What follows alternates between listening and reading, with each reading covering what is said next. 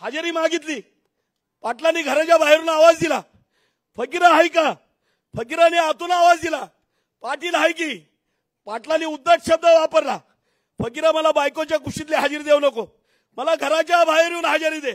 जसा हा शब्द फकीराच्या कानावर पडला, फकीरा घराच्या बाहेर आला आणि त्यांनी त्या पाटलाला उचलला आणि तिथंच धुमता केला. हा फकीरा जो घडला गेला तो या हजेरीमुळे घडला. अनेक आमच्या लोकांना या ठिकाणी 3 वेळच्या हजेऱ्या होत्या.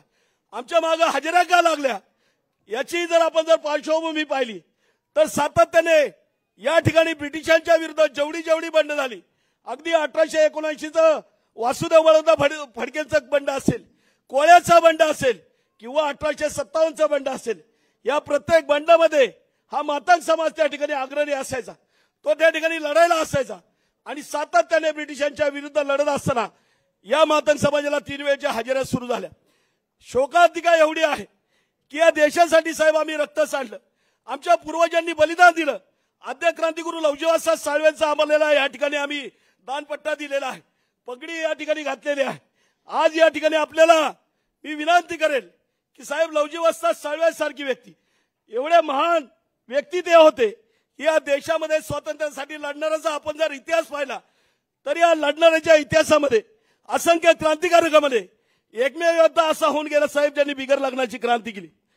25 नोव्हेंबर 1817ला खडकीच्या रणांगणामध्ये, ज्या खडकीच्या युद्धाला आम्ही मराठ्यांची शेवटची लढाई इतिहासामध्ये नाव दिलं, त्या लढाईमध्ये राघोजी साळवेंना वीरमरण आलं आणि त्याच ठिकाणी लवजीवासा साळवेंनी शपथ घेतली की जगेल तर स्वराज्यासाठी आणि मरेल तर स्वराज्यासाठी. जोपर्यंत या शनिवार आड्यावरचा जो युनियन जॅक चढवलेला आहे तो युनियन जॅक उतरवणार नाही तोपर्यंत मी लग्न करणार नाही. तिथे छत्रपतीचा भगवा त्या ठिकाणी चढवेल तेव्हा मी लग्न करेल अशी त्यांनी प्रतिज्ञा घेतली होती. त्यांचं निधन 17 फेब्रुवारी 1881 ला झालं. तोपर्यंत या देशातनं ब्रिटिश गेला नव्हता आणि या ठिकाणी सातत्याने आपण जर इतिहास जर पाहिला तर लवजीवासा साळवे या ठिकाणी साहेब, मी थोडक्यात आता शेवटचा मुद्दा या ठिकाणी महत्वाचा मांडतो, तो आपण लक्षात घ्यावा. मी ब्रिटिशांची आणि मराठ्यांची जी लढाया झाल्या 178 लढाया झाल्या साहेब, त्यातल्या फक्त शेवटच्या 4 युद्धाचा मी या ठिकाणी उल्लेख करेल. एक जे शेवटून चौथे जे आहे ते 25 नोव्हेंबर 1817 युद्धाचं ठिकाण खडकी, तिथं युद्ध झालं, तिथं राघोजी साळवेंना त्या ठिकाणी वीरमरण आलं. त्याच्यानंतर 10 दिवसांनी दुसरं युद्ध झालं, ते झालं येरवड्याला. त्याच्यानंतर तिसरं युद्ध झालं, शेवटून तिसरं ते युद्ध झालं भीमा कोरेगावला 1 जानेवारी 1818. आणि चौथं जे युद्ध झालं, जे निर्णायक युद्ध झालं, ते जून 1818ला आष्टीला झालं साहेब. त्या युद्धामध्ये काय झालं तर तिथं इंग्रजांची सरशी झाली, इंग्रजांनी ते युद्ध जिंकलं आणि पेशव्यांनी तह केला आणि छत्रपती प्रतापसिंह राजांना तिथं अटक झाली साहेब. हा इतिहास आहे. तो काळ किती भयंकर होता विचार करा. जून 1818ला अखंड हिंदुस्थानावरती ब्रिटिशांची सत्ता प्रस्थापित झाली होती. तो काळ इतका भयंकर होता की त्या ब्रिटिशांच्या विरुद्ध बोलण्याचं धाडस कुणी करत नव्हतं साहेब. अनेक राजे महाराजे होते, अनेक शूरवीर सरदार होते, मात्र ब्रिटिशांच्या विरुद्ध लढण्याचं धाडस कुणी करत नव्हतं. ते सगळ्यात पहिलं धाडस जर कुणी केलं असेल या देशामध्ये तर ते आद्य क्रांतिगुरू लवजीवासा साळवेंनी केलं साहेब. इतिहास लिहिला गेला नाही, आमचा इतिहास कुणी मांडला नाही. आद्य क्रांतिगुरू लवजीवासा साळवे जर नसते साहेब, हे देश स्वतंत्र सुद्धा झाला नसता. त्यांनी काय केलं, 25 नोव्हेंबर 1817ला जी शपथ घेतली ती शपथ पूर्ण करण्यासाठी त्यांनी पुण्यातल्या गनस्टेट या ठिकाणी तालीम बांधली साहेब. आपण अनेक तालमी बघतो, त्या तालमीमध्ये कशा आहेत तर त्या तालमीमध्ये मल्ल घडवले जातात, पैलवान घडवले जातात. तिथं त्यांना तालमीमध्ये मल्लाचं प्रशिक्षण दिलं जातं, कसं चितपट करायचं हे सांगितलं जातं. मात्र 1822ची लवजी वस्तादांची जी तालीम होती ती तालीम काय होती साहेब, तिथं पैलवान घडवले जायचे, तिथं क्रांतिकारक घडवले जायचे. कसे, त्यांना बंदूकबाजी शिकवली जायची, त्यांना तलवारबाजी शिकवली जायची, त्यांना दांडपट्टा शिकवला जायचा, त्यांना लाठीकाठी शिकवली जायची, त्यांना पाण्यामध्ये अर्धा तास श्वास रोखून कसं थांबायचं ते शिकवलं जायचं, त्यांना पाठीने भिंतच कशी चढायची हे शिकवलं जायचं. साहेब, या देशामध्ये नाही तर जगामध्ये अशी तालीम तुम्हाला कुठं आढळणार नाही. ती तालीम पुण्यामध्ये आहे साहेब. ज्या तालमीमधून ज्योतिबा फुले असतील, सावित्रीबाई फुले असतील, हे असे असंख्य समाज सुधारक घडले आणि दुसऱ्या बाजूला अनेक क्रांतिकारक घडले साहेब. एक सगळ्यात महत्वाचा विषय जे या ठिकाणी ज्योतिबा फुलेंचे जे गुरु म्हणून या ठिकाणी सांगितलं जातं साहेब. 1848ला ज्योतिबा फुलेंनी पुण्याच्या भिडेवाड्यामध्ये शाळा सुरू केली. मात्र भिडेवाड्याच्या पुढे कुणी सांगत नाही, मागाई कुणी सांगितलं नाही, भिडेवाडा कुणी दिला, कुणामुळे मिळाला हे मात्र सांगत नाही. दुसरी गोष्ट साहेब, ज्या दिवशी मुलींची पहिली शाळा सुरू केली त्यावेळेस ज्योतिबांचं वय होतं 21 वर्षाचं. त्यांची जन्मतारीख 1827. सावित्रीबाईचं वय होतं 17 वर्षाचं. त्या काळामध्ये मुलांना शिकवायला तिथे आले. समाजाने बहिष्कार घातलेला, घरच्यांनी घराच्या बाहेर काढलेलं आणि मग जे तिथून पुढे जे त्यांचं शैक्षणिक कार्य झालं त्याच्या मागे फक्त एकमेव प्रेरणा होती, ते म्हणजे आद्य क्रांतिगुरू लवजी वस्ताद साळवे होते साहेब. जर लवजी वस्ताद जर नसते साहेब तर महात्मा ज्योतिबा फुले, सावित्रीबाई फुले असंख्य समाज सुधारक घडलेही नसते साहेब. अनेक क्रांतिकारक, वासुदेव बळवंत फडकेचं आम्ही नाव घेतो, त्या वासुदेव बळवंत फडके कारकुनी करायचे, ब्रिटिशांकडे क्लार्क होते. आई आजारी पडली, रजा मागितली, ब्रिटिशांनी रजा नाकारली आणि रजा नाकारली म्हणून वासुदेव बळवंत फडकेंनी राजीनामा दिला आणि तडक ते पुण्याला गंजपेटला गेले. लवजी बाबांच्या पाया पडले आणि म्हटले मला या ब्रिटिशांच्या विरुद्ध लढायचंय, मला क्रांतिकारक बनवा.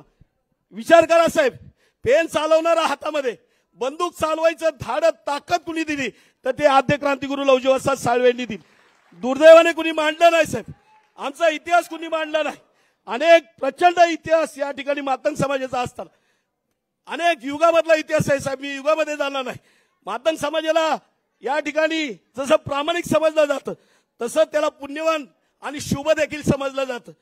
पूर्वीच्या काळामध्ये मांगाचं तोंड बघितल्याशिवाय साहेब गावचा पाटील देखील गावाच्या बाहेर पडत नव्हता. कदगावकर साहेब, अनेक त्या ठिकाणी कुणाच्या घरी शुभ कार्य असेल तर त्या शुभ कार्याला मांगाच्या हाताने तोरण बांधलं जायचं, पंक्तीला सगळ्यात पहिलं मांगाला बसवलं जायचं. अनेक जर आपण जर प्रथा बघितल्या साहेब, जन्मापासून त्या मरणापर्यंत या मांगाची साथ या ठिकाणी फार महत्वाची आहे. अगदी हलगी वाजवायचं काम ते रणवाद्य आहे, मात्र ती हलगी जन्माच्या वेळेस बी वाजवली जाते, लग्नाच्या वेळेस बी वाजवली जाते आणि अगदी प्रत्येक क्षणाला या मांगाच्या हाताने बनवलेली हलगी वाजवली जाते. आम्ही शेतकऱ्याच्या प्रश्नावर अनेक बोलतो साहेब. शेतकरी बळीराजा अगदी पुरातन काळापासून तुम्ही पहा, बळीराजा आता बरीच यंत्रणा निघालीत, बरेचसे ट्रॅक्टर मशीनी निघालेत. मात्र पूर्वीच्या काळी बळीराजाला सगळ्यात महत्वाचं जे सहाय्य होतं ते मांगाचं होतं साहेब. या बळीराजाची शेती पिकवण्यासाठी मांगाने रश्शीचा शोध लावला. जर मांगाने रश्शी जर बनवली नसती तर विहिरीतलं पाणी बळीराजाला काढता नसतं आलं साहेब, शेती सुद्धा पिकली नसती. आणि ती शेती या ठिकाणी नांगरण्यासाठी जो बैल लागतो ना साहेब, त्या बैलाला व्यसन सुद्धा या मांगानीच बनवली. ती व्यसन जर घातली नसती तर या ठिकाणी साहेब बळीराजाची शेती सुद्धा या ठिकाणी झाली नसती. अनेक ह्याच्यामध्ये मातंग समाजाचं योगदान राहिलेलं आहे साहेब. मातंग समाज देत आलेला आहे, व्यवस्थेला देत आलेलं आहे, नेहमी मातंग समाजाने दिलेला आहे. मात्र दुर्दैवाने या समाजाकडे कुणी पाहिलेलं नाही साहेब. या ठिकाणी अनेक लोक स्वच्छतेच्या बाबतीत बोलतात शिंदे साहेब, मात्र स्वच्छतेचा खऱ्या अर्थाने जर कुणी धर्म ह्या जगाला दिला असेल तर तो मातंग समाजाने दिलेला साहेब. केरसुनीचा शोध जर लावला नसता मांगाने तर घरं सुद्धा स्वच्छ झाली नसती आणि नगरं सुद्धा स्वच्छ झाली नसती साहेब. आज आम्हाला अनेक लोक, कुणी दलित, कुणी अस्पृश्य, कुणी मागास, कुणी काय का म्हणा, मात्र मातंग समाजाचा गौरवशाली इतिहास राहिलेला आहे. खतगावकर साहेब, प्रचंड गौरवशाली इतिहास राहिलेला आहे. तुम्ही अगदी सतयुगात जा, त्रेतायुगात जा, द्वापर युगात जा किंवा कलियुगापर्यंत या, प्रत्येक युगामध्ये तुम्हाला मातंग समाजाचा इतिहास या ठिकाणी आढळेल. मी जास्त उल्लेख करणार नाही, आपल्याला बरंचसं काय बोलायचंय. मात्र जाता जाता एकच उदाहरण देतो. या ठिकाणी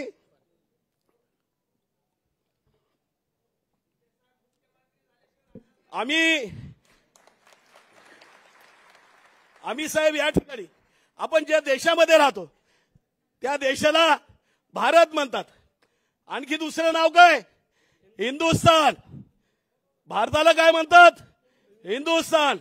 हिंदुस्थानमध्ये सगळ्यात मोठा धर्म कोणता? हिंदू धर्म. हिंदू धर्माचा सगळ्यात मोठा सण कोणता? दिवाळीमध्ये सगळ्यात मोठा दिवस कोणता?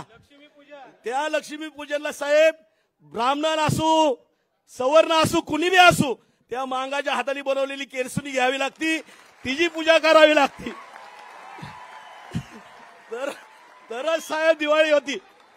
जर धरून चाला साहेब, अनेक लोक इथं हिंदुत्वाचे बरंच काय काय मांडतात, बरंच काय काय बोलतात, पण उद्या धरून चाला साहेब, या मांगाने जर केरसुनी बनवायचं बंद केलं तर ह्या हिंदूच्या दिवाळीचं काय होणार? दिवाळीच निघेल ना. बघितलं पाहिजे साहेब, महत्वाचा पाठ आहे. मांग महत्वाचा पाठ आहे साहेब, हा व्यवस्थेतला महत्वाचा पाठ आहे. प्रचंड इतिहास आहे. सांगायला बसलो साहेब दिवस पुरायचा नाही. इतक्या वेदना, एवढा त्रास आहे, करणार काय? मागतच बसलोय आम्ही. अनेक तुम्ही जर पूर्वीच्या जर प्रथा परंपरा जर पाहिल्या, मातंग समाज सगळ्याच ठिकाणी, अगदी बाळतपण असेल त्या ठिकाणी दायनीचं काम मातंग समाज करायचा. आमच्या भगिनी त्या ठिकाणी बाळतपणाचं काम करायचे. चांगले चांगले डॉक्टर सुद्धा आता मोठे मोठे हॉस्पिटल झालेत. मात्र 70% 80% डिलिव्हरी ही सिझर केली जाते. मात्र शेकडो वर्षापूर्वी ही आमच्या मांगाची डॉक्टर 100% नॉर्मल डिलिव्हरी करायची साहेब. हा मातंग समाजाचा इतिहास आहे. अनेक राजे महाराजे या ठिकाणी या देशामध्ये जन्माला आले, अनेक साधू संत जन्माला आले. मात्र आपल्या आईच्या अगोदर ज्याचा स्पर्श झाला ती आमची मातंगी देवी होती साहेब. तिने बाळातपण करून त्या बाळाला जन्म दिलेला आहे. त्याचं दायनीचं काम फक्त मातंग समाज करायचा. तुम्ही विदर्भात जा, खानदेशला जा, शेजारच्या आपल्या कर्नाटक आंध्र राज्यामध्ये जा, प्रत्येक ठिकाणी त्या ठिकाणी आपल्याला ते आढळून येईल. आत्ताच सुद्धा ज्या ठिकाणी हॉस्पिटल नाही तिथं दायनीचं काम आमच्या मातंग समाजाची भगिनी मातंगी देवी करते. अनेक ह्याच्यामध्ये योगदान ह्या मातंग समाजाचं असताना दुर्दैवाने मात्र व्यवस्थेने आमच्याकडे बघितलं नाही साहेब. देशाला स्वातंत्र्य मिळून 78 वर्ष पूर्ण झाली खतगावकर साहेब. दुर्दैव बघा किती. आम्ही एवढं दिलं, बिगर लग्नाचं दिलं, एवढं दिलं या देशासाठी साहेब. रक्त सांडले गावागावासाठी. मांगवीर जे झालेत ना, मसोबा आणि मांगवीर, त्याच्याबद्दल मी कधी नंतर बोलेन. मात्र प्रत्येक गावामध्ये तुम्हाला मसोबा दिसेल आणि मांगवीर दिसेल. ते मांगानी त्या ठिकाणी आपलं रक्त सांडलेलं आहे त्या गावासाठी. एवढा इतिहास असताना मात्र दुर्दैवाने इथल्या व्यवस्थेने आमच्याकडे कधी पाहिलं नाही. मात्र निश्चित या ठिकाणी बराचसा वेळ झाला. साहेबांना देखील बोलायचं आहे.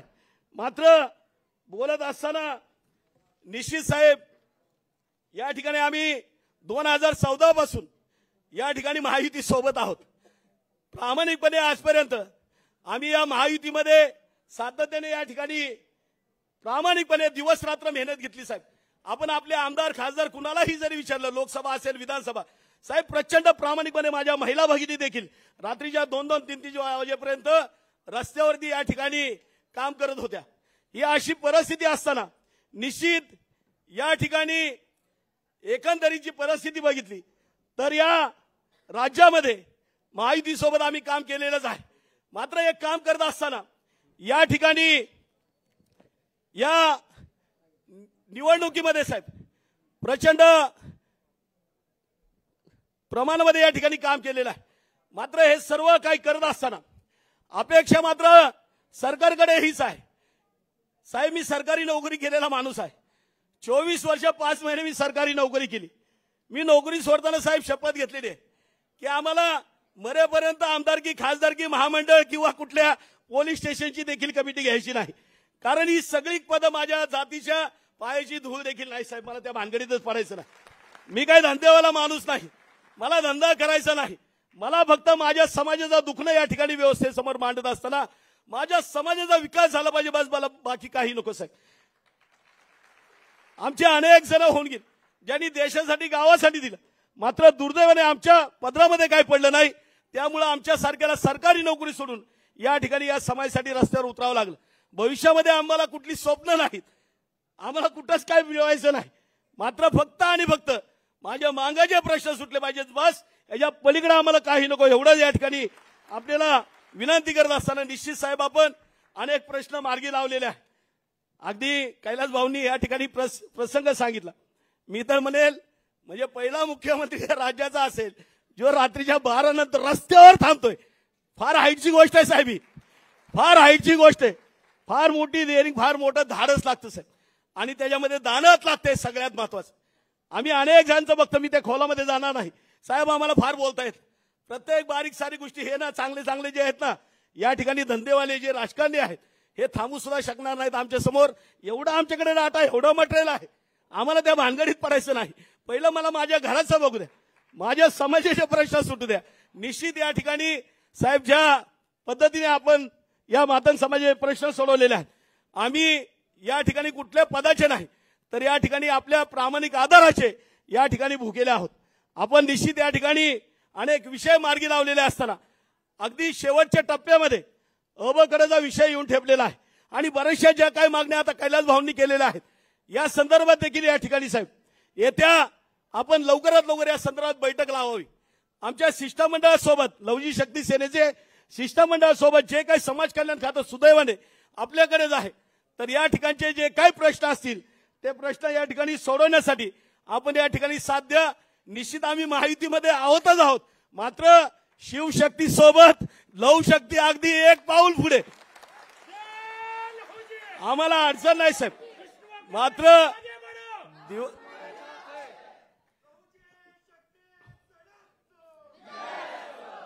शिंदे साहेब या ठिकाणी लवजी शक्ती सेना प्रामाणिकपणे तुमच्या सोबत राहील साहेब। माझ्या समाजाचे प्रश्न सोडा, बाकी काही नको, प्रामाणिकपणे राहील साहेब। दिवस रात्र तुमचे कार्यकर्ते थकतील पण हा मांग मात्र थकायचा नाही, एवढा तुमच्यासाठी करू साहेब। अगदी हा माझा शब्द आहे साहेब तुम्हाला। आमची अपेक्षा आहे की या ठिकाणी या राज्यावरती जे आजपर्यंत दरिद्रीचं जे काही जे झालेलं आहे याच्यामध्ये आपल्यासारखं प्रामाणिक नेतृत्व या राज्यावरती आलं पाहिजे साहेब। आमची या ठिकाणी प्रामाणिक इच्छा आहे। आपल्या माहितीसाठी सांगतो साहेब, मांगाच्या अनेक इतिहासापैकी साहेब मांग फार पुण्यवान आहे। मांगाचा फार वेगळा इतिहास आहे। अगदी मातंग ऋषीपासून ह्या श्रीकृष्णाचे गुरु सांदीपनी ऋषी वगैरे मी त्या खोलात जाणार नाही, मात्र मातंग समाजाचं एक वेगळं वैशिष्ट्य आहे साहेब। मातंग समाज एवढा प्रामाणिक आहे, एवढा पुण्यवान आहे साहेब। या मांगाने जर आशीर्वाद दिला ना साहेब तर आपल्या पिढ्या साहेब इथं आपल्या मागची सत्ता हटायची नाही, आपण सत्तेवर राहाल साहेब, काही अवघड नाही। आपल्याला एकच उदाहरण देतो शेवटचं जाता जाता साहेब, 26 फेब्रुवारी 2014 पर्यंत 2004 पासून ते 14 पर्यंत 99 ते 2004 पर्यंत पिसोळे साहेब थांबा 2 मिनिटं, 1999 ते 2014 पर्यंत साहेब या ठिकाणी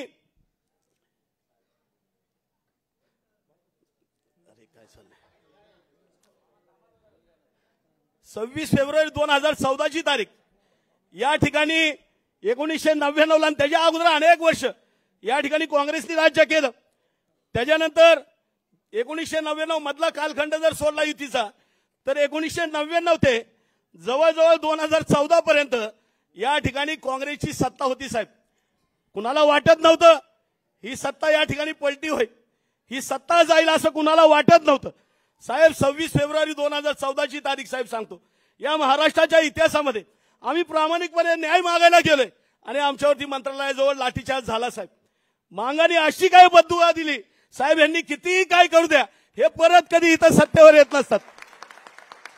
मांगाची बददुआ जर लागली ना साहेब 14 पिढ्या इथं कुणाला सुटका नसती साहेब। निश्चित मांगाचं तुम्ही एवढं जरी केलं साहेब, मांग जीव द्यायला तयार आहे, आम्ही जीव द्यायला तयार आहे अगदी निश्चित। या ठिकाणी साहेबांनाही जायचंय, साहेबांनी सुरुवातीला तारीख घेताना साहेबांनी पडदिशी तारीख दिली, 16 तारीख दिली। अहो साहेब म्हणलं दहीहंडी आहे, थोडेच दिवस आहे, पण साहेबांनी नाही म्हणले कार्यक्रम झाला पाहिजे 16 तारीख घ्या। परत आपल्याला अडचण आली, आपण पुढची तारीख दिली।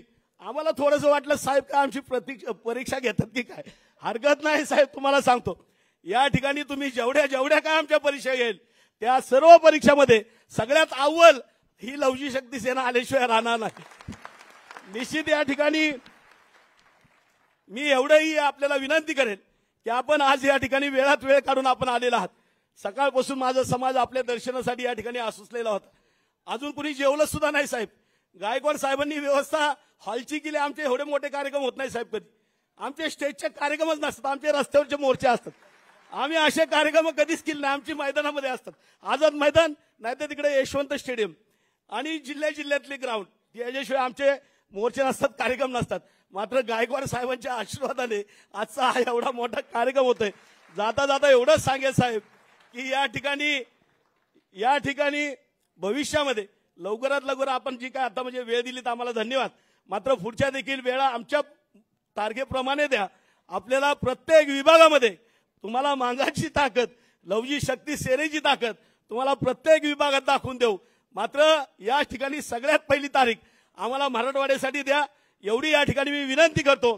थांबतो, सर्वांना क्रांतिकारी जय लवजी।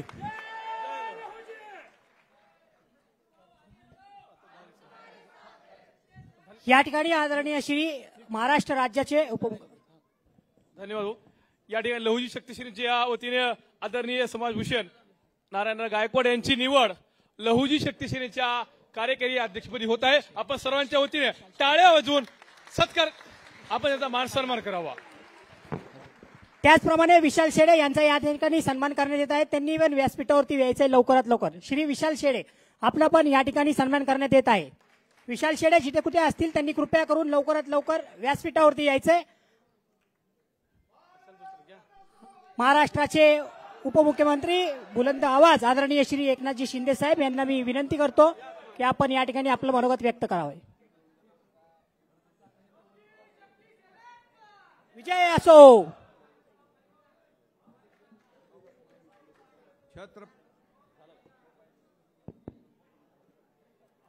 छत्रपती शिवाजी महाराज की जय। जय भवानी। जय शिवाजी। जय लहुजी। जय लहुजी। मातंग शक्तीचा विजय असो। जय लहुजी। जय लहुजी। खरं म्हणजे आज अतिशय उत्साह जल्लोष सकाळपासून पाहायला मिळतोय आणि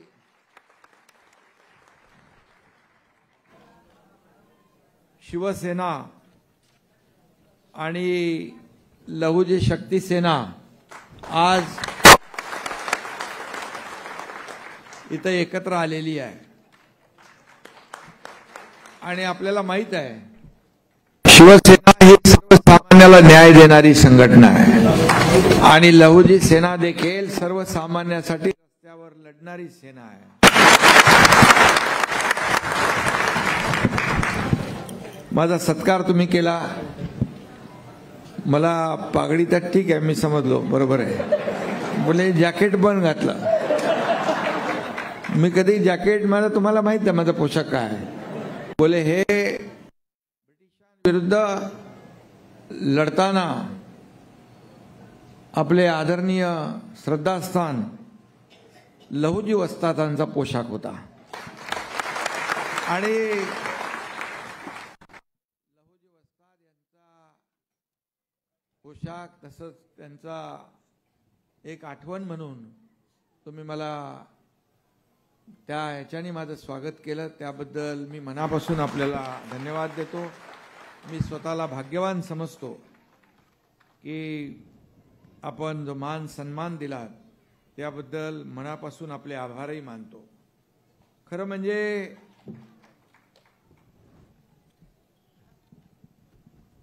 लहुजी सेना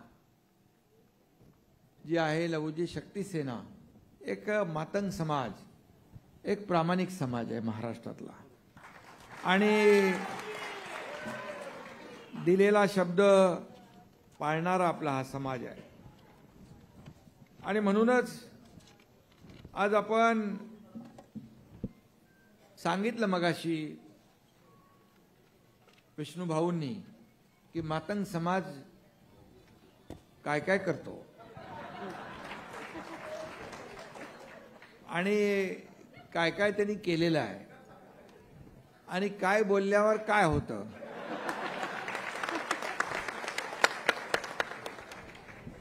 खरं म्हणजे मी तुम्ही मला खरं म्हणजे याचं श्रेय दिलं पाहिजे, कारण सांगतो तुम्हाला मी 2022ला 2019ला तुम्ही सगळ्यांनी या महाराष्ट्रातल्या तमाम जनतेने महायुतीला पाठिंबा दिला, महायुतीला आशीर्वाद दिला आणि महायुतीचं सरकार स्थापन झालं पाहिजे, महायुतीचं सरकार स्थापन झालं पाहिजे हे आपण सांगितलं। म्हणजे आपण ते महाराष्ट्रातल्या जनतेने तसंच मॅन्डेट दिलं,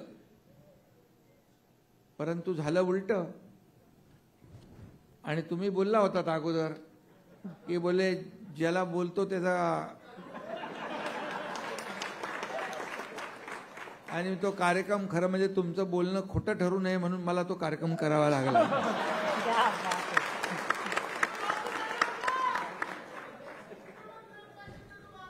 आणि मग महाराष्ट्रातल्या तमाम जनतेच्या, माय भगिनींच्या, कष्टकऱ्यांच्या, शेतकऱ्यांच्या आणि आपल्या सगळ्यांच्या मनातलं सरकार आणण्यासाठी टांगा पलटी घोडे फरार करावं लागलं. ऑपरेशन तख्ता पलट. तुम्हाला तरी वाटलं होतं का हो होईल असं? विष्णू भाऊ, कैलास भाऊ, काय नारायण भाऊ, काय कठीण काम होतं ते. त्याला हिंमत लागते, त्याला धाडस लागतं आणि त्याला वाघाचा कलेजा लागतो. आणि मग आपण लढवय्ये लोक आहोत. आपण सर्वसामान्यासाठी रस्त्यावर उतरून लढणारे लोक आहोत. हिंदू हृदय सम्राट बाळासाहेबांनी हेच शिकवलंय, अन्यायाविरुद्ध लढा. धर्मवीर आनंद दिघे साहेबांची शिक्षा काय शिकवण होती? अन्यायाविरुद्ध लढा आणि सर्वसामान्यांना न्याय द्या. आणि मी नेहमी म्हणतो की आमच्याकडं जागेवरच, कोल्हापूरमध्ये म्हणतात ना काय ते, खटक्यावर बोट जागेवर पलटी. No reason on the spot decision. काय कारण बिरण नाही. आमच्याकडे करतो, बघतो, पाहतो हे सगळं नाहीये. आणि म्हणूनच 2.5 वर्षाच्या कारकिर्दीमध्ये आपण पाहिलं की मला तुम्ही तर कधी कधी असे गाडीने जाताना रस्त्यावर भेटायचं, पण मी गाडी थांबून तुमची विचारपूस करून तुम्हाला बोलवायचो, या आपण चर्चा करू. कारण शेवटी हे सर्वसामान्यांचं सरकार होतं. सर्वसामान्यांचं सरकार आणि मी सर्वसामान्य लोकांचा मुख्यमंत्री. मी जरी मुख्यमंत्री होतो तरी लोक म्हणायचे चीफ मिनिस्टर. मी म्हणतो अरे चीफ मिनिस्टर कसला, तुम्ही सीएम म्हणजे कॉमन मॅन म्हणा, काही प्रॉब्लेम आहे. सर्वसामान्यांना न्याय द्यायचा असेल तर आपल्याला सर्वसामान्यांसारखंच वागावं लागेल. आणि म्हणून आज आपण लहुजी वस्तादांचा इतिहास आपण इथं सांगतो. खरं म्हणजे बाबासाहेब आंबेडकर आपले ज्यांनी घटना लिहिली त्यांनाही आपण वंदन करतो, अण्णाभाऊ साठेंनाही वंदन करतो, अभिवादन करतो. आणि ही समोर जी आहे, व्यासपीठावर आहे, समोर आहे, ही लहुजी शक्ती सेना जी आहे त्यालाही आपण मी आज वंदन करतो. खरं म्हणजे आज या कार्यक्रमाला बघा, तुम्ही म्हणाला ते रस्त्यावर कार्यक्रम करतो असं, व्यासपीठावर या आपल्या ऑडिटोरियममध्ये याच्यामध्ये कार्यक्रम आम्ही करत नाही. खरं आहे, आपण रस्त्यावरचे लोक आहोत आणि रस्त्यावरचे लोक जमिनीशी जुळलेली लोक असतात. सर्वसामान्यांच्या सुखदुःखामध्ये सहभागी होण्याचं काम आपण करत असतो.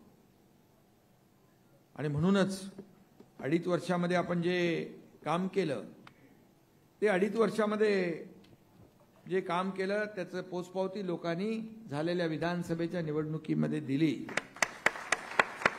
मला आठवतंय की आपण आरटी केली आपल्या मातंग समाजाला न्याय देण्यासाठी.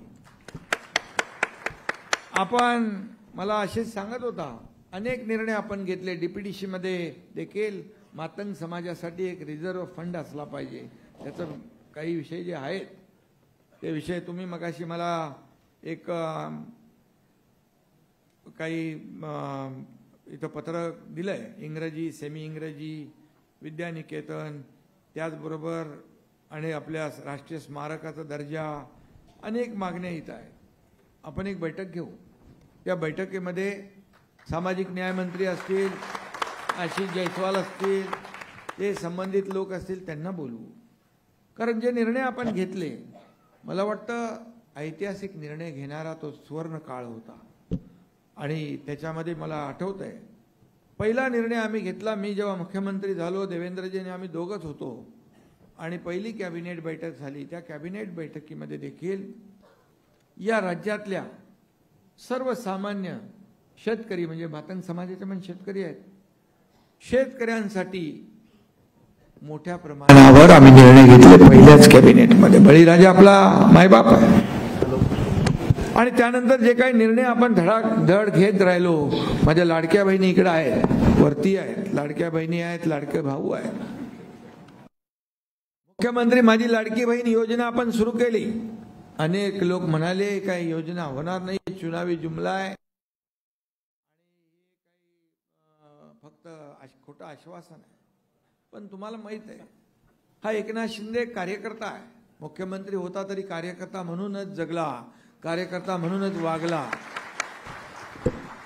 आणि मी माझ्या लाडक्या बहिणींना म्हणालो, मी विष्णुभाऊ, की हे सावत्र भाऊ जे आहेत, हे दुष्ट भाऊ जेव्हा येतील तुम्हाला, तेव्हा हे खोडा घालणारे आहेत. कोर्टात गेले होते ही योजना होऊ नये म्हणून, आणि त्याचे सगळे पुरावे आहेत. आशिष कोण तर येतो माणूस, अनिल वलपड्डीवाल, त्याला वलपडून टाकला कुठं, माहीतच नाही कुठं गेला. आणि मी म्हणालो, हे खोडा घालणारे लोकांना तुम्ही चांगला एकदम मस्त कोल्हापुरी जोडा दाखवा. 5 नंबर 6 नंबर 7 नंबर नाही, तर एकदम माझ्या लाडक्या बहिणीने एकदम बरोबर ऐकलं आणि 232 नंबरचा जोडा मारला. 232 आमदार आले महायुतीचे. आतापर्यंतच्या इतिहासामध्ये कधीही एवढी मोठी विक्ट्री, एवढा मोठा विजय महाराष्ट्रात मिळाला होता. आणि म्हणून महाराष्ट्रातल्या जनतेने भरभरून दिलं. आता आमची जबाबदारी वाढली आहे. 2.5 वर्षामध्ये आपण अनेक प्रकल्प पुढे नेले, अनेक योजना केल्या. अण्णाभाऊ साठे, मातंग समाज आणि अनेक निर्णय आपण घेतले. त्याची अंमलबजावणी आपल्याला करायची. काही अंमलबजावणी काही झाली, काही शिल्लक आहे. आणि म्हणून यामध्ये आज जो तुम्ही या कार्यक्रमाचं आयोजन केलेलं आहे, नारायण गायकवाड स्वागताध्यक्ष होते, पण त्यांना म्हणालो भाषण तुमच्या वतीने मीच करतो. सगळे एक से बढ़कर एक. मला मगाशी सांगितलं विष्णुभाऊंनी, वक्ते आपले एक से बढ़कर एक आहे. आता याचा उपयोग आपल्याला करायचा आहे. आपण केलेली कामं, सरकारने केलेली कामं, समाजासाठी केलेली कामं, समाजासाठी आणखी करावयाची कामं, ही आपल्याला लोकांपर्यंत पोहोचवायची. खरं म्हणजे मी भाग्यवान आहे असं समजतो, कारण एवढे निर्णय आपण घेतले, प्रत्येक समाजासाठी निर्णय घेतले. आमचा अजेंडा काय आहे? आमचा अजेंडा एवढाच आहे की या राज्यामध्ये कोणी उपाशीपोटी राहता कामा नये. या राज्यामध्ये रोटी कपडा मकान मिळालं पाहिजे. जसं आदरणीय देशाचे प्रधानमंत्री आवास योजना असेल, दारिद्र्य रेषेच्या वरती काढण्याचा विषय असेल, या ठिकाणी बहिणींच्या जीवनामध्ये आनंद देणारे निर्णय असतील, हे त्यांनी घेतले. आणि म्हणूनच देश पुढे जातोय. आपला देश आपल्या आर्थिक महासत्तेकडे जातोय आणि राज्यात देखील आपण तसेच निर्णय घेतोय. रोटी कपडा मकान असेल, सर्वसामान्य माणसाला, गरजू रुग्णाला कोणी औषधाविना मरता कामा नये, शिक्षणाविना कोणी वंचित राहता कामा नये, आणि शेतकऱ्यांच्या ज्या आत्महत्या त्या कमी झाल्या पाहिजेत. दुसरा आमचा अजेंडा काहीच नाही. आणि म्हणून मी आपल्याला सांगतो, एक बातमी मी ऐकली, वाद टीव्हीवर पाहिली, 12:30-1 वाजता. एका मुलीने आत्महत्या केली. उच्च शिक्षण घेता येत नसल्यामुळे 50% फी पालकाने भरायला लागेल आणि वडील आत्महत्या करतील म्हणून त्या मुलीने आत्महत्या केली.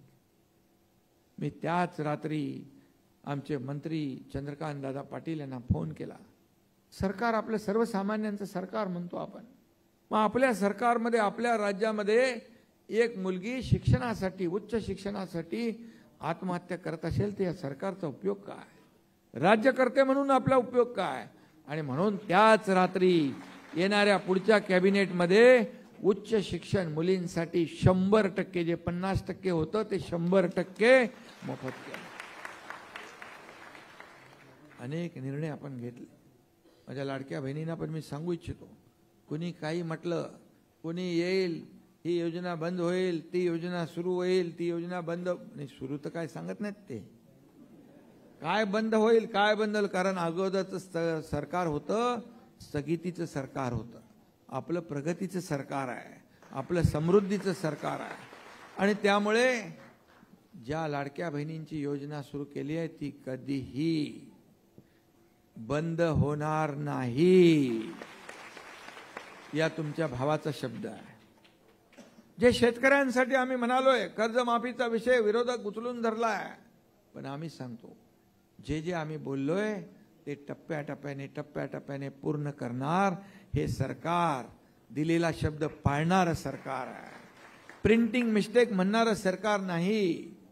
नाही तर काँग्रेसच्या काळामध्ये एकदा वीज बिल माफ करतो म्हणून सांगितलं आणि निवडणुकीच्या काळात बिलं थांबवली, निवडून आल्यावर बिलं पाठवली. म्हणाले निवडणुकीमध्ये दिलेले सगळेच वचन पाळायचे असतात का? मग काय करायचं असतं?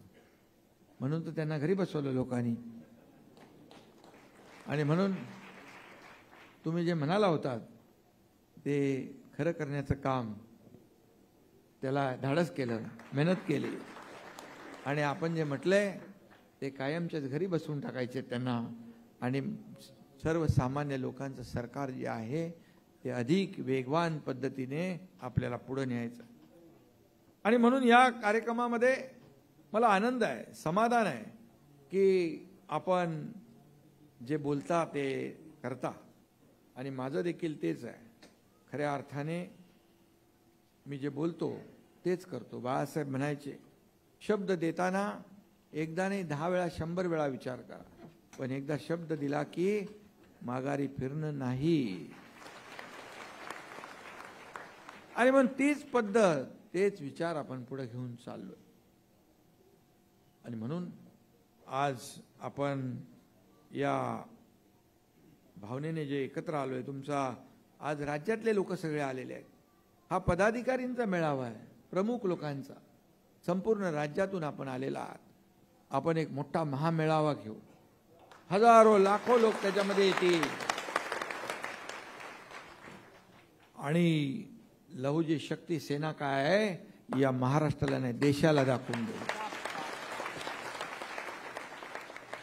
आणि म्हणून आपल्याला, मला मगाशी बोलत असताना मी आठवण काढली की खरं म्हणजे हे लहुजी वस्ताद जे होते हे अगदी लोकमान्य टिळकांपासून अनेक लोकांचे गुरु होते. त्यांनी या देशासाठी जे म्हणजे खऱ्या अर्थाने ते आद्य क्रांतिकारक. आणि दांडपट्टा तुम्ही मला त्यांचा भेट दिला, आता तो मला चालवावा लागेल.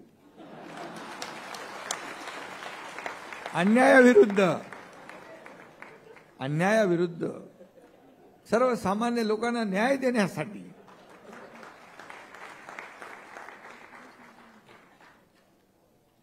दांडपट्टा मी बरोबर धरला होता.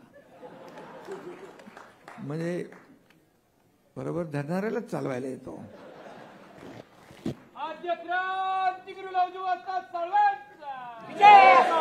आदरणीय एकनाथराव शिंदे साहब तुम आगे बढ़ो, हम तुम्हारे साथ हैं. आदरणीय एकनाथराव शिंदे साहब तुम आगे बढ़ो, हम तुम्हारे साथ हैं. लहुजी शक्ती सेनेचा विजय हो.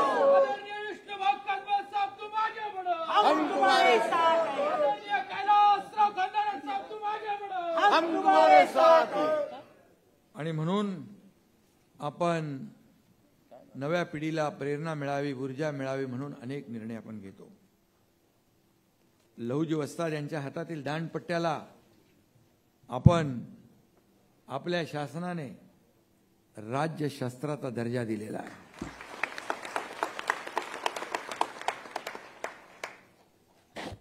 मग मुख्यमंत्री असताना आपल्याला माहित आहे किती निर्णय घेतले.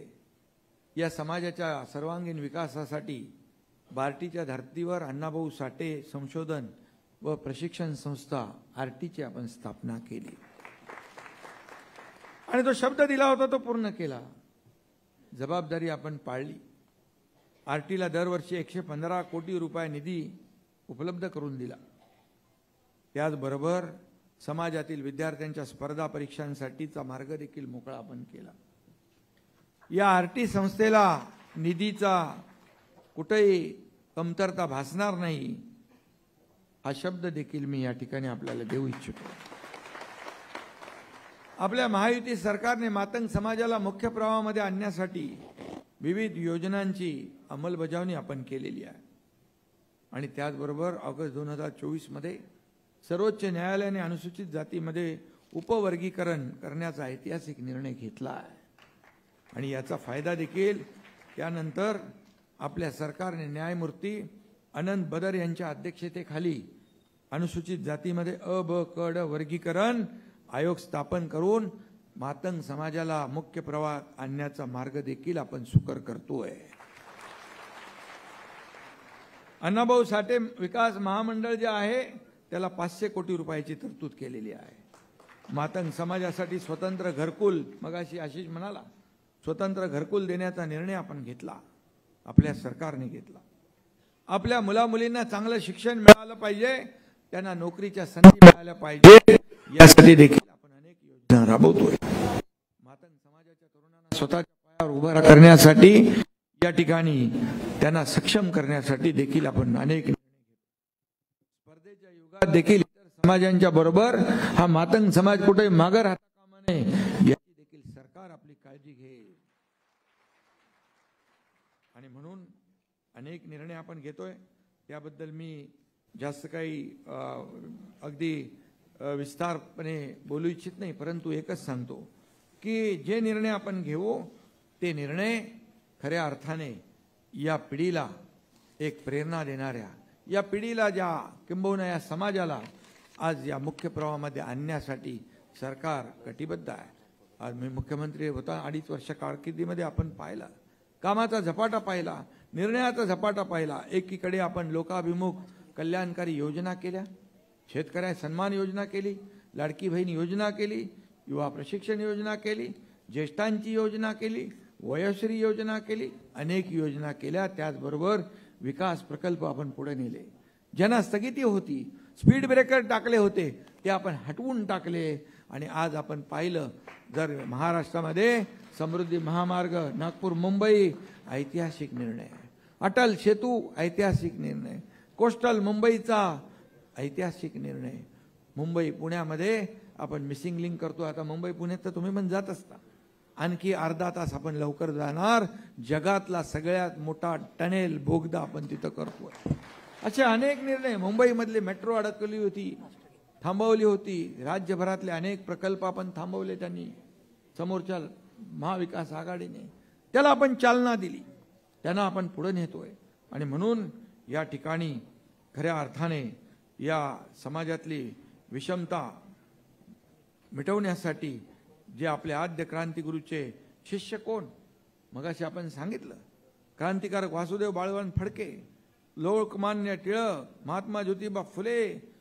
खरं म्हणजे समाजातली विषमता दूर करण्याचं कार्य करणाऱ्या महात्मा ज्योतिबा फुले यांच्या पाठीशी लहुजी वस्ताद पहाडासारखे उभे राहिले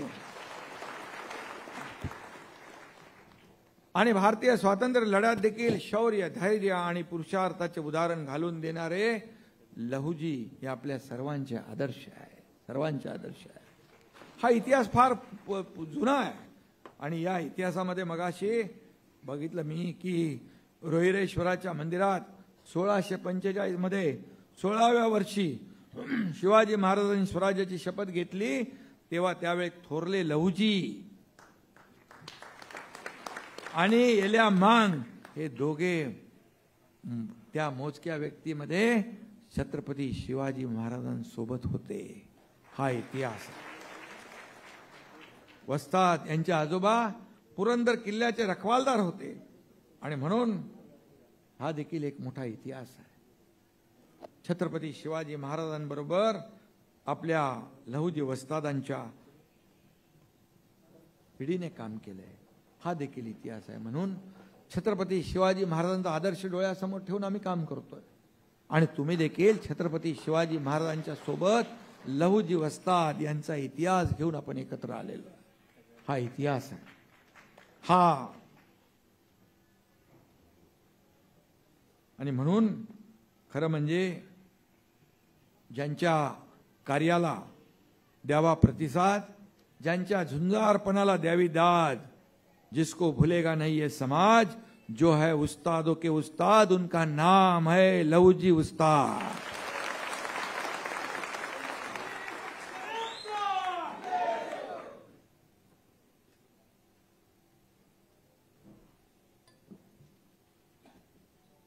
आणि लहुजी उस्तादांचा मगाशी तुम्ही सांगितलं आखाडा होता, आखाडा तालीम. आणि म्हणून लहुजी वस्ताद होते अखाड़ा वीर. लहुजी ने अपना अखाड़ा का हर पैतरा देश के लिए बहाया, अपने खून का एक एक कतरा. आणि म्हणून हा लहुजींचा इतिहास आहे. खरं म्हणजे हे दैवत आहे आपलं. आणि यामध्ये छत्रपती शिवाजी महाराजांचा जसा आदर्श डोळ्यासमोर ठेवून आपण काम करतो, तसाच लहुजी वस्तादांचा देखील एक संघर्षमय लढवय्या शौर्याचा इतिहास देखील आपल्याला डोळ्यासमोर ठेवून काम करायचं. आणि मला आपल्याला माहित आहे की मला प्रामाणिक माणसं आवडतात, दिलेला शब्द पाळणारे लोक आवडतात.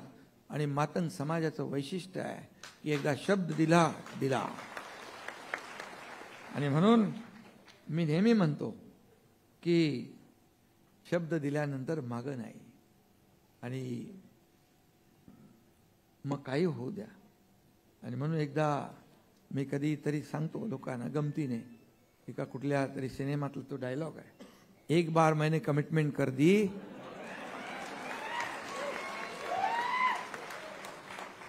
एक बार मैंने कमिटमेंट कर दी तो फिर मैं खुद की भी नहीं सुनता. आणि म्हणून हे असंच पाहिजे. राजकीय जीवनामध्ये, सामाजिक जीवनामध्ये शब्दाला महत्व पाहिजे. लोक बोलले पाहिजे हा दिलेला शब्द पाळणारा माणूस आहे. पद काय येतात जातात, हो पुन्हा येतात. बाळासाहेब सांगायचे सत्ता येते सत्ता जाते पुन्हा येते, पण एकदा नाव गेलं की पुन्हा येत नाही. पद वर खाली होत असतात. पण मला जी ओळख आज या महाराष्ट्रामध्ये मिळाली आहे, मगाशी कोणतरी सांगितलं की या महाराष्ट्रातल्या करोडो लाडक्या बहिणींचा हा लाडका भाऊ ही ओळख मोठी आहे. जिकडे जातो तिकडे कार्यक्रमाला, काल पण गेलो होतो संगमनेर, लाडक्या बहिणी आल्या ओळायला, राखी बांधायला, याच्यापेक्षा काय पाहिजे. हे प्रेम. तुमच्याकडे सत्ता, प्रॉपर्टी, पैसा किती आहे हे कोणी मोजत नाही, पण तुमच्या मागे जनता किती आहे, तुमच्या मागे जनतेचे आशीर्वाद किती आहे, जनतेचं प्रेम किती आहे हे महत्वाचं आहे. आणि म्हणून ते प्रेम कमवण्याचं काम या सर्वसामान्य कार्यकर्ता एकनाथ शिंदेने कमवलंय, मिळवलंय, याचा अभिमान मला आहे. आणि म्हणून या ठिकाणी जे आम्ही डीपीसीतलं निर्णय घेतलाय, डीपीसीचा एकंदर 3000 कोटी रुपये डीपीसीचा निधी असतो. आणि त्यामध्ये मातंग समाजाच्या उत्थानासाठी जेवढा निधी या ठिकाणी आपल्याला ठेवता येईल त्याचा देखील निर्णय घेण्याचं काम आपण करू. आणि जिल्ह्यामध्ये या ठिकाणी आपल्याला त्याचा फायदा होईल, आपल्या सर्वसामान्य लोकांना फायदा. आनंदराज आंबेडकर त्यांची रिपब्लिकन सेना आज सोबत आली. काय म्हणाले ते? म्हणाले मला काय नको, माझ्या गोरगरीब बांधवांना, समाजाला न्याय मिळाला पाहिजे. तुम्ही आज काय म्हणाला? विष्णू भाऊ आपण म्हणालात किंबहुना आपला कैलास भाऊ तुम्ही म्हणालात की आम्हाला काय नको, नारायण भाऊचा होकला भाषण, पण तो तर सगळ्यांच्या पुढे गेला असता अजून. कारण ते म्हणजे धडपडणारा कार्यकर्ता आहे, काम करणारे कार्यकर्ते, सगळी टीम जी आहे सगळी काम करणारी. आणि मग तुम्ही जे म्हणालात की आपल्या समाजातल्या कार्यकर्त्यांना, बांधव भगिनींना न्याय मिळाला पाहिजे, आणि म्हणून हे न्याय देणारं सरकार सर्वसामान्य गोरगरिबांना मुख्य प्रवाहामध्ये आणण्यासाठी जे जे काही करता येईल ते करण्याचं काम आपलं सरकार करेल, हा एकनाथ शिंदेचा शब्द आहे.